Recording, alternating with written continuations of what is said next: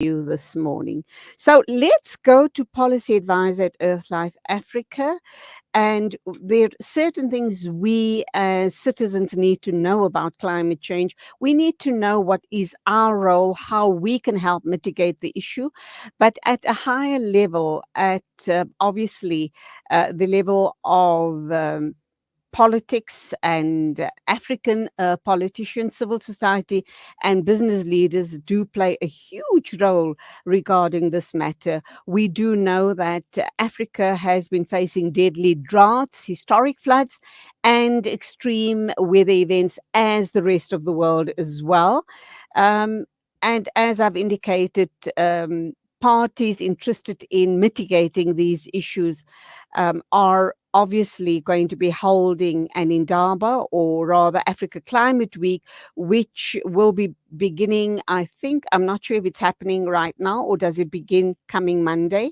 It's in Gabon, and I also understand that more than 1,000 participants are expected to tackle the climate emergency as it intensifies throughout not only the African continent, but throughout the world. A very good morning to you, Bongiwe Matsoha. Welcome to the program. I do hope I'm saying your name correctly.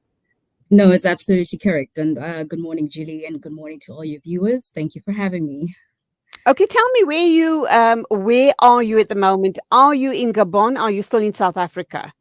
No, I'm in South Africa, in Johannesburg at the moment. Okay, nice to have you on the show, and a very serious matter that we need to be looking at. I mean, we just need to look at what's happening around the world. In the Yes. northern hemisphere, we've had unbelievable fires, unbelievable devastation. And then Mm, in other parts of the northern hemisphere, we've been having dreadful floods. And as you and I speak now, we know mm, what's playing out in Pakistan. mm, 30 million people have been mm, affected by the floods in Pakistan. And we haven't even recovered from the floods in KZN a couple of months yes. ago. So Mm, that obviously means that we're in for more inclement weather, mm, whether it's in the form of drought or floods. What do you believe that going forward, attending this conference, civil society mm, and policymakers as a whole, what are the key issues they're going to be looked at? And can we, the all important question, will we be mm. able to mitigate and in time to prevent further such disasters, climate change disasters in our part of the world? Right. As you mentioned, the start of this week is actually the start of Okay. Africa's Climate Week. Yes, it started on the 29th of August and it's ending on Friday, the 2nd of September. And this is where several governments and other private leaders and civil society are going to actually be gathered, and we'll be discussing Africa's climate risks as well as and opportunities that currently exist to driving climate action. Now, there are a number of things that will be discussed, mitigation being one of them, given the fact that we are running out of time. The IPCC AR6 report, as you know, declared the report a code red for humanity, which was sounding the alarm. Um, uh, Requiring that all governments really pull their weight and really cut emissions by half by 2030 and reach net zero by 2050, where then global temperatures can be stabilized. This is very crucial, especially given the fact that currently most of the ambitions that have been put forward last year really, quite frankly, don't meet the levels of ambition that are needed to achieve the Paris Agreement goals. And so we would also like to see that at this year's COP, that the national climate ambitions are raised through the NDCs. That will definitely be something that will be highlighted. However, for Africa, really, being that they have contributed the least to the climate crisis, contributing less than 4% of the world's energy-related emissions, but disproportionately affected by climate change impacts, we'll be looking at issues around adaptation as well as loss and damage, being one of those huge factors and things that they're going to be putting forward for negotiation. And so there is quite a bit, and I will perhaps get more into that as we go along. Well, yes, I do want you to touch on, obviously, the five things, the five key things to know about climate emergency as it affects African countries. And Mm, we'll unpack that in a minute or two. One of the very key issues is uh, the uh, the fact that cash for adaptation and mitigation. Okay, we'll go through that. It's a deadly drought, it's historic floods, it's mass mm, migration, and yes, the one that jumps out at me is Africa pays for Western emissions. That's an important one. We need to unpack it and understand it, and we will get to that in a minute or two. But closer to home, how yes. is it that you and I and the rest of civil society and the ordinary layperson on the street understands the situation, the very dire situation we're in, and Mm, how can we make a difference? How do we play our part? Because collectively, I'm talking about you and I, but imagine collectively, mm, individual communities who could number in the thousands. If we mm, each did one right thing on a yes. continuous basis, one little thing that is Mm, right and is correct as far as climate change is concerned, yeah. collectively it can and will make a huge difference. Just repeat the question, Okay. please, if you don't mind. How is it that you and I and Yes, our individual communities, whether they number in the hundreds or in the yes, thousands, should be yes, doing the little things which yes. collectively can have a huge and meaningful impact? Well, yes. I mean, I wouldn't necessarily say that there is nothing that can be done. However, I think what's very clear is that we need urgent action. And so, for civil society groups, I think it is important for people to really rally up behind organizations such as Earthlife Africa that typically actually try and raise the voices of communities to get climate action at these high political levels. So, for instance, this year we are planning on taking some community based organizations to this climate conference, but also we'll be organizing marches to actually get the whole world to really understand the urgency that is needed at the moment. As you mentioned, the KZN floods that happened earlier on this year really brought a lot of destruction to the area. And many people are really battling to still recover from those floods. And so, it's one of those things where at the moment we must sound off the alarm to actually say that we need climate action for our governments, actually get the governments to have and maybe raise their ambitions. I know in Africa it's a little bit contentious, as I mentioned earlier. Africa is not really seen as responsible for the climate emissions. However, each one or every government has some sort of type of responsibility. And at the moment, too, we're also transitioning economies from high carbon emissions to low carbon emissions. And in several countries, there are discussions about a just transition. Civil society and communities at large can really start engaging in these conversations because this is where they get to put in their inputs. And here in South Africa, we have the Presidential Climate Commission, which is a convening body, an independent body that is really trying to also manage and get us on the way to a greener economy. Okay, a couple of years ago, there was a lot of noise around single use plastics all around the Yes, world. We've seen the yes, most horrendous pictures of what it's done to marine life and to the yes. environment as a whole. Do you think that we're on the right track as far as that is concerned? Do you think, and that talks directly to climate change, does it not? And do you believe that we're still focusing on that issue? Because sometimes um, I love the I love the city I live in, Johannesburg. But take a walk in downtown Johannesburg, and you'll be horrified at what you see, the Mm, litter you see in the streets and the gutters. I just believe mm, we are not responsible enough.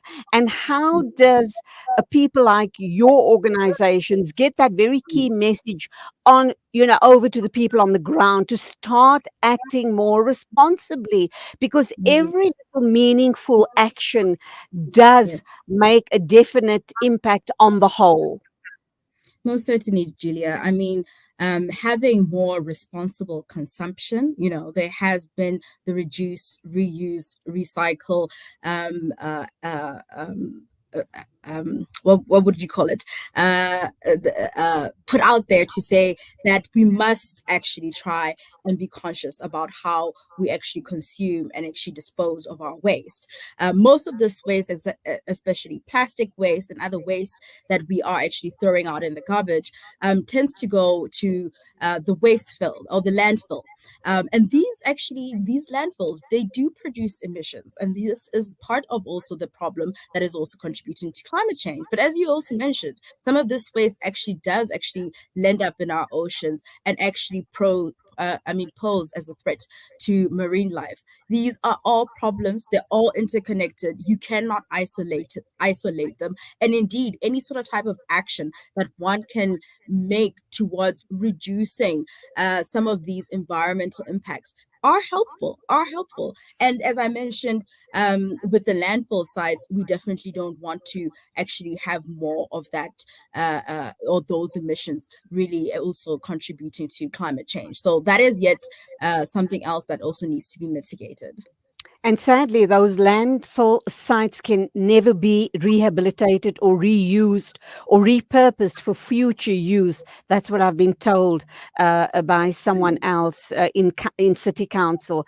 But that being mm, said, regarding the impact on marine life, there was a recent study, a scientific study suggesting that mm, micro particles, absolute microparticles of mm. plastics was found in the gut of the fish that we consume. So, just how Right. worrying is that? I mean, really, we have lots to be worried about.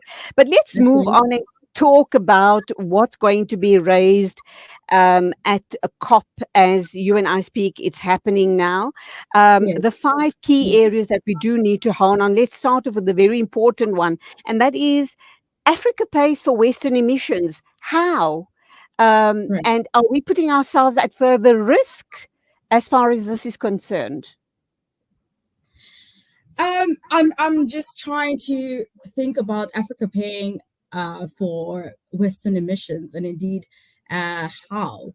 Um, can we just Can I read skip you? that Let me or read. go back? Let me read that paragraph to you. Okay, please. Okay. The nations of Africa only contribute about 4%, Yes, which you have indicated, to global correct. greenhouse emissions, while Africa has contributed the least Correct. to hydrocarbon emissions historically. Climate change Yes. threatens to expose up to 118 million of the poorest Africans to Yes. major drought, massive floods, and extreme heat by the year 2030. Yes. I mean, that's absolutely correct, let and this is let me just expand on that and go on to point okay. 5, which will then allow you a broader base to respond from. Okay. Cash for adaptation and mitigation, an Mm, estimated $850 billion. Let me mm, repeat that amount. $850 billion per year is needed from rich countries for poorer yes. ones to decarbonize their economies. Mm, Rich nations agreed a decade ago to support developing ones with 100 billion rand per year to build defenses to protect them from ravages of climate change and to transform their economies to run on green energy. What also right. comes to mind is I do know a while ago that practice might have stopped, but a lot of Western countries were shipping their waste and dumping it in Africa and paying African countries for dumping their waste here.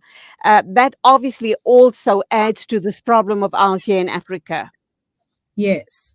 I mean, certainly, I think that there is a big acknowledgement that the northern countries definitely owe the south a lot, especially in terms of helping them adapt to climate change impacts.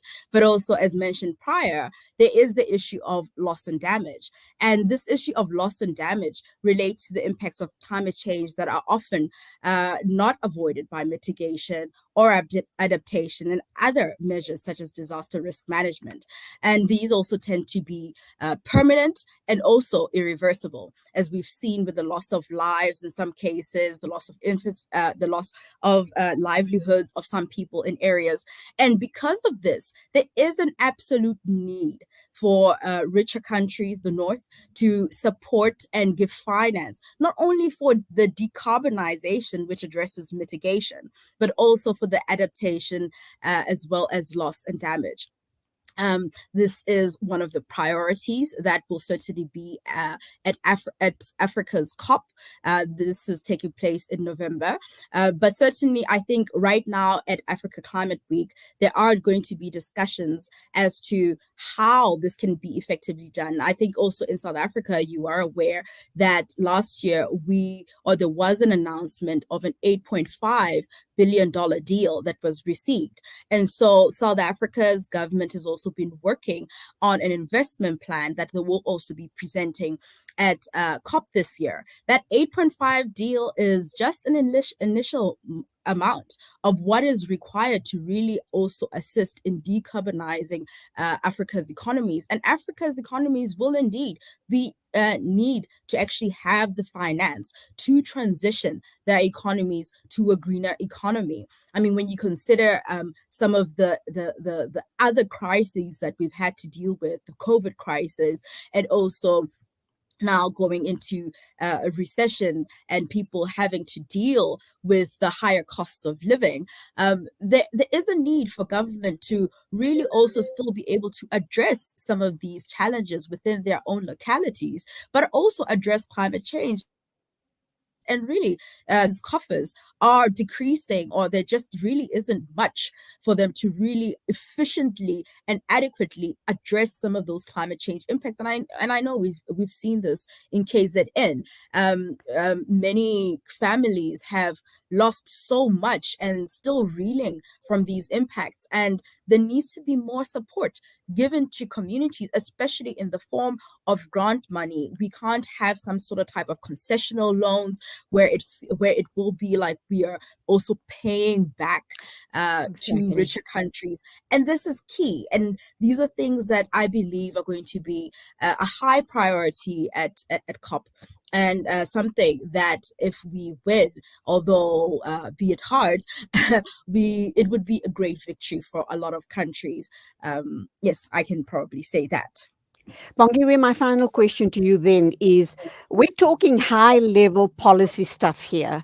How Mm, does it get, how does it get broken down and communicated to the people on the ground? Because they are the people that, obviously, if they don't follow the rules and regulations regarding climate change and the environment, protecting the environment, it ain't going to right. get done. So we need to Yes. get, in the most simplistic of forms, the right Mhm. messages to the people on the ground, Correct. everyday people like you and I, to play Yes. our role in making a positive change and a positive difference. What will that look like?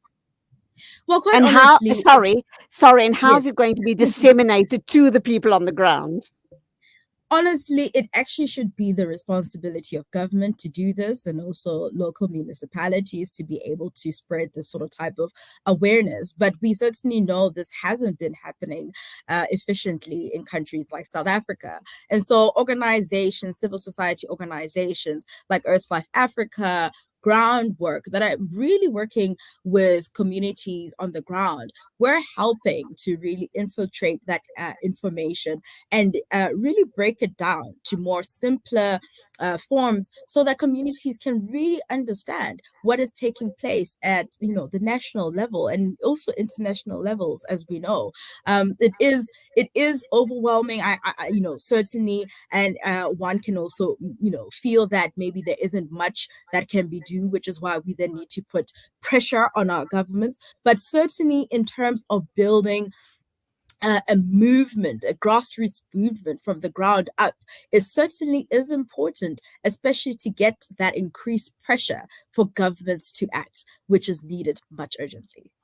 And obviously, the key message here is when you talk about grassroots movements, the key Yes. message to get across to the people is that they shouldn't worry about this challenge, overcoming, the whole issue around environment and climate change, and Yes. they shouldn't worry about the fact that there's going to be drastic changes to their lifestyles.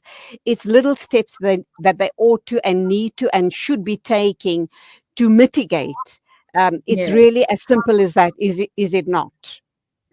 I mean, certainly, I think, when you look at the just transition, these are the discussions that we're trying to have.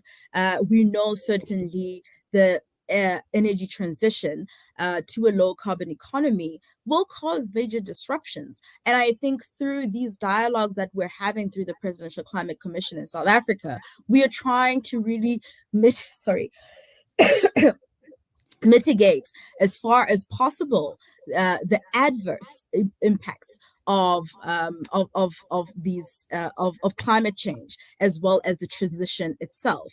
And this will take a lot of coordination from different government institutions and different other social uh, uh, social players and stakeholders that really honestly is important in actually getting those sort of not so adverse impacts. For instance, just thinking about having some social safety nets for communities to actually be able to really deal with the impacts of climate change. We've had the COVID relief fund in the country. We would be looking to have something just as similar, because quite honestly, these climate change impacts are unpredictable, and we aren't really fully or we don't fully understand the magnitude of these climate change impacts. Absolutely. And so it is important to capacitate and assist communities as much as possible to build up their resilience on the ground and be able to deal with these impacts. And that's all we have time for. Thank you indeed. Thank And you. undoubtedly, we will be getting lots more information once this the conference comes to an end. So thank you for your inputs on this issue. I see that Ernest Okay. van Sale from AfriForum is standing by for our next interview. We're going for an ad break, and when we get back, that's another interesting discussion we are going to be having on the show this morning. It is exactly 8:31 a.m. News and views right here on Salam Media. Stay with us and let's pay the rent before we carry on talking.